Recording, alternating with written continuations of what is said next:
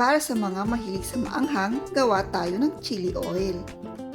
Chili oil na mas nagpapasarap sa ating mga pagkain, gaya ng ramen na to. Mas masarap pag may chili oil, mabangong chili oil. Para sa ating masarap na arroz caldo, mas lalo pa itong pinapasarap ng ating mabangong chili oil.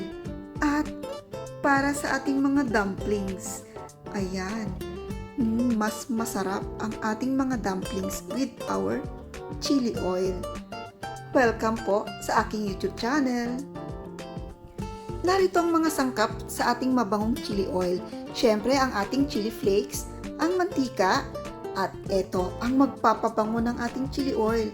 Ang bawang, ang ating Szechuan peppercorns, pwede din kahit na anong peppercorn, ang ating bay leaves at cinnamon stick, and ang ating star anise and cloves. Siyempre, huwag natin kalimutan ang ating paprika powder at konting asin. Ang mga sangkap para sa ating mabangong chili oil. Napakadaling gumawa ng mabangong chili oil.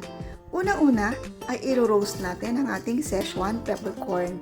Pwede po kayong gumamit ng kahit anong peppercorn kung ano ang available sa ating mga tahanan. I-roast natin ito para palabasin ang masarap na aroma ng ating peppercorn. At ilagay na rin natin ang ating mantika. Painitin natin ang mantika. At depende ang dami ng mantika sa dami ng ating chili flakes. At pag mainit na ang mantika, ay ilagay na natin ang ating iba pang mga spices. Ayan, ang ating bay leaves, cinnamon sticks, star anise, cloves, at syempre ang ating garlic. Halu-haluin natin para hindi masunog ang garlic. Ngayon, ay ilagay na natin ang ating paprika powder. Ang paprika powder ay nagdadagdag din ng aroma sa ating chili oil at syempre vibrance ng ating chili oil. At ilagay na rin natin ang ating konting asin. Halu-haluin ito hanggang mas lalo pang lumabas ang aroma ng ating mga spices. Ayan, naaamoy ko na. Napakabango na ng ating chili oil.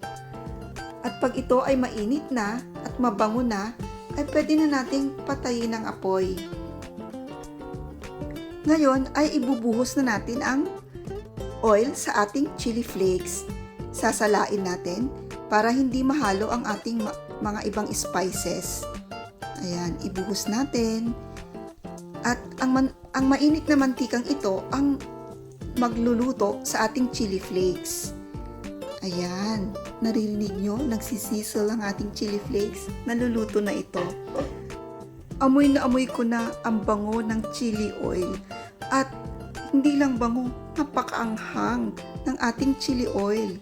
Palamigin natin at ilipat na natin sa ating container ang ating chili oil.